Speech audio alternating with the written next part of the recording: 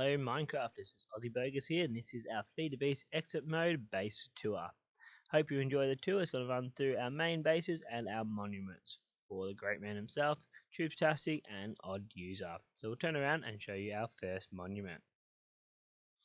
So, behind these curtains we have a Tubestastic head. It is a giant head. We did run it as a base for me. It just wasn't quite big enough on the inside to hold all the goodies I needed. So it is a massive structure. It's about 128 on each side, up and down as well. So it's a pretty large head. So we'll head over and have a look at our main build now. So we'll go for a bit of a fly over there, and I'll meet you over there in a second. Alright everyone, here we are at my main build. You'll notice there was a rainbow in that back corner. For some reason it keeps randomly turning off with chunk loading, but you'll have a look when you guys come into play. We also got our mana tower over the side here. We've got our little subway station, which will take us over to our main build later on. We've got our diamond temple made of solid diamond blocks the whole way through. It's not hollow. We've also got our barn, which we'll go into very shortly, which has our basic power supply in there, and then this grey building here with the red bricks is our main build. So we'll head over into our barn now. Alright guys, here we are at the main barn for our power production. We've got obviously 6 farms down below. We've also got a sprinkler aqueduct system farming all the things. At the moment they are all maxly grown because the power system is actually turned off. So we'll come in here though. You'll notice it is turned off here. And we have our 64 times culinary generators running our power supply. This system can run at full capacity and not run out and keep the power going at all times. So we've got our squeezers down the side here, which is making our firm tofu along with our soy milk. We've got our 2 crafters. This one here is making our fries. The next one, have a guess, is making our cheese. Who thinks I know what this middle one is? A cyclic assembler is making our water permanent to be able to craft all these items. It is also feeding our glacial, which is making snowballs down the side here to craft our melon smoothies. Have an idea what food we're making yet? At the back here we have all our food. So we've got our bread. We've got our melon smoothies, our fries, lettuce, tomato, cheese, and tofu. It is crafting our delighted meals. The whole system runs off our delighted meals, and it burns about 4,000k a tick per each 64 generator. So it's a fair bit of power. Alrighty, right, guys, here we are at the diamond altar. I think I said tower in the last second ago, but it is our altar. So it's fully diamond blocks. It also has molten fairy running down the sides and around it to give it that nice altar-y look. So we'll go for a bit of fly over these and we'll head into our main base now. You'll see it is got dark steel bars blocking us away from in there. It does have a security system, but before we go into there, we will have a look at our UU matter setup. So we have our molecular transformer. We have our replicator, which can replicate everything that you'll ever need. Compressors, to iridium ingots, uranium, rose even got some dyes in there, plutonium, and all the way over. We've got a full drum of UU matter, our pattern storage, and our scanner. Here we have a carpenter's door, and we'll run down to how this system is powered. So up the top we have some quantum solar panels. There's 9 of them there, but it also runs off RF power. So we'll run down here and have a look at setup. So we have 1 tesseract, which is connected to all these vibrant capacitor banks, which each have 3 connections on each running into MFSUs. And that all powers through this glass fiber cable up into the replicator, scanners, and molecular transformer. So we'll close this off and we'll head into the main base. Now, with this security system, I will set it off accidentally, but it is not an accident. Incorrect, activating alarm. So it will set an alarm and will keep going until the correct password is put in. We'll put the correct password in to turn that up. Alarm disabled. There we go, and the doors will open. We at the back here, we do have our sundial in case it gets too dark and I want it daytime. We'll transform, we'll go down into our base now, and off we go. Alright, here we are in the main base. So we've got a few rooms to go to, but first we'll start with our ME system. You'll notice to our left we have our crafting CPUs. There is 25 of the co-processing units, one crafting monitor, and then we have 11 64K crafting storage on each unit. I end up having to add so many due to the complexity of our already crafting system to be able to craft the things we need. You'll notice our storage to the side here with our cooling fans on top and our deep storage is underneath. In the middle here is our Essentia storage. Most of them are pretty full, so we will need to craft some more of them at some point. But before we go, we've got our 3 ME controllers linked to all our ender chests. These ender chests send out all our items to all our remote systems. Got a basic ore processing system on the side here. Because of our RF tool system, we really don't need to process much ore, but this is just in case. So they're fully upgraded resident machines. This system here has a linked barrel which sends it to our molecular transformer upstairs to craft as much scenarium as we will ever need. So we'll have a look at how much we can craft here. So look at our storage. We've got 1.4 million of our sugarcane and glowstone and our mushrooms as well. And then we've got a ton more items. We'll head right over to our craftable system and you will see we can craft everything from wooden planks, sticks, all the way up to awakened draconium and our quantum solars as well. So it's a pretty large auto crafting system. You can craft everything and anything. It's a very easy way to set up. We also do our draconium flux capacitors and our energy cores as well. We'll close this off and we'll go look at the system itself. So here is the auto crafting room. We'll go around from the left side to the right side. So our basic alloy smelter, sag mill system, along with our sawmill to get plenty of those logs out, and our charger system to get our automatic charge quartz. We've got our induction smelter, our fluid transporter and magma crucible, along with our thermonic fabricators, which are making all our tubes. This side we've got our gear production. So each one is separated, so we do not have any issues with our gears mixing. This was our original setup for our draconium energy cores or Raven energy cores, but it has soon been upgraded with our creative tank that we created. So on the side here we have our automatic thorium and our automatic void metal. It all feeds through this Essentia provider from our ME system.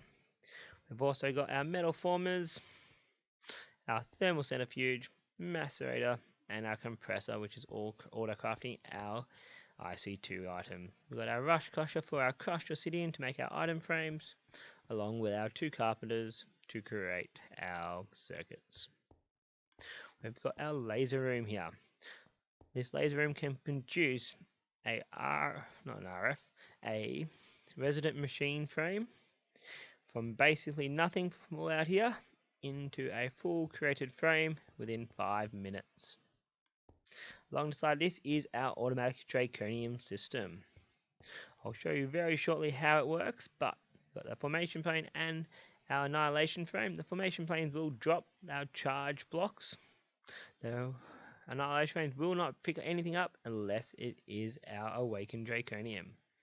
This top formation plane drops 1 heart, and it also drops a TNT against this redstone block, which will automatically ignite it. It will drop into the water, the heart will drop and activate the heart.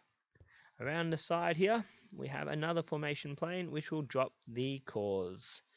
And it will only drop those cores when this is done so it does not accidentally break them. So I'll stop there and I will activate one for you now. So it's very hard to show on video with the timing, but it has placed the charge blocks. The TNT has blown up and activated the heart. It will now suck in those cores from over that side area, and it will try and turn the charge blocks into awakened draconium. There she goes. Now they are now awakened draconium blocks. The annihilation planes will eat them up and send them to the ME system. That is how that works. Alright, we've got our rest of our interfaces with our molecular assemblers, crafting all our crafting table items, along with our pulverizer, our interface connecting to our redstone furnace.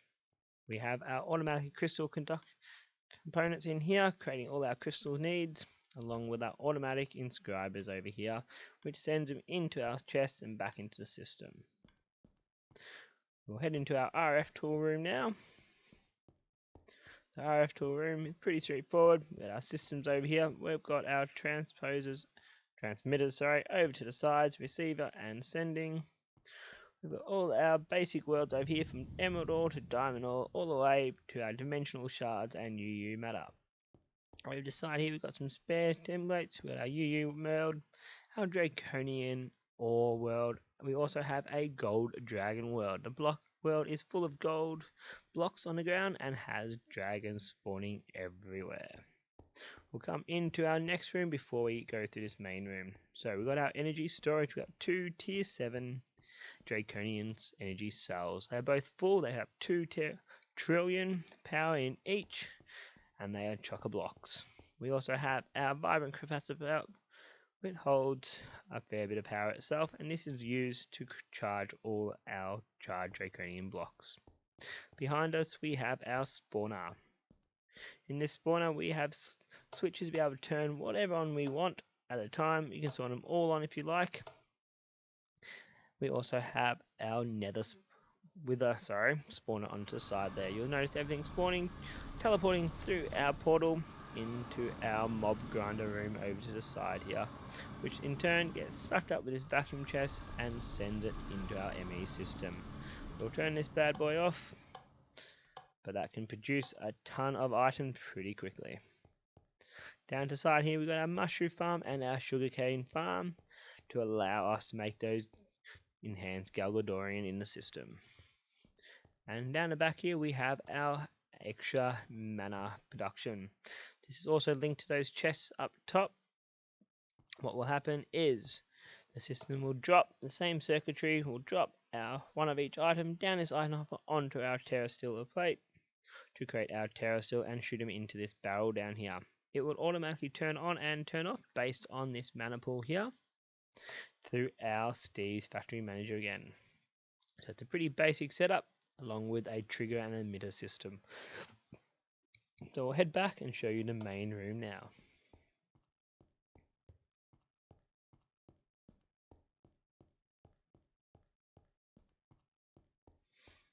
So here we are.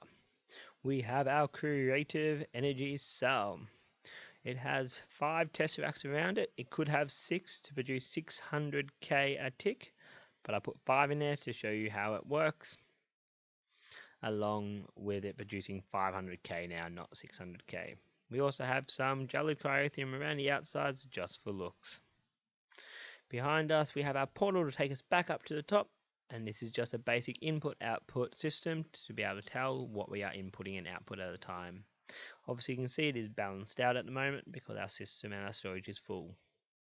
Over this side we've got our basic rolling machine, carpenter system, along with our slice and splice binder and our painting machine. This is just to allow us basic uses of machines to decorate around the base. We've got our QED, and over here we have our created portable tank. I've got a couple barrels here. These 2 are already full here. We've got one of draconium and one of destabilized redstone linked at the back here to create those energy cores I was talking about earlier. On the side here we've got our buttons. Each button will push at one point and it will send it to this creative tank. That creative tank will in turn fill whatever's underneath in this hole.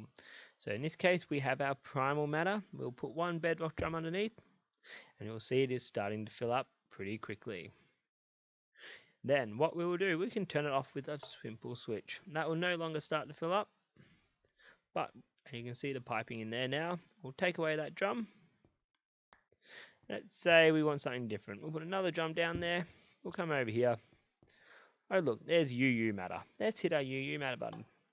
It will send UU via the system into this drum. Unfortunately, the tank does not upgrade like this, but if we hit this lever, you will notice the drum is now filling up with UU matter and even faster than before. We'll turn it off again. We'll grab that one. Say I want something else now as well. Let's put a drum down. Let's say, what do we have here? Molten Iridium. We'll press the Iridium button. Turn our lever on, and it will fill the tank up with molten iridium. We'll turn that one off as well. There's no point to us really filling it up. We'll head back upstairs because that's the main base covered. And we'll head to our train station. So I'll meet you there in a second. Here we are at our train station or our subway system. This one here is our exporting track. When we drive around, it will automatically kick us off onto the station.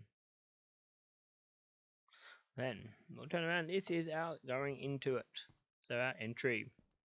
We'll go right down here. We've got a train here waiting for us. It will automatically depart when we sit on the train track. It's sending us down through the train subway system all the way into our next part of our base. You'll notice it is a fully iron block cave. It also is about 1500 blocks long, so it's a ton of iron being used. We're heading right up now into the train station area, where we'll begin the rest of our tour.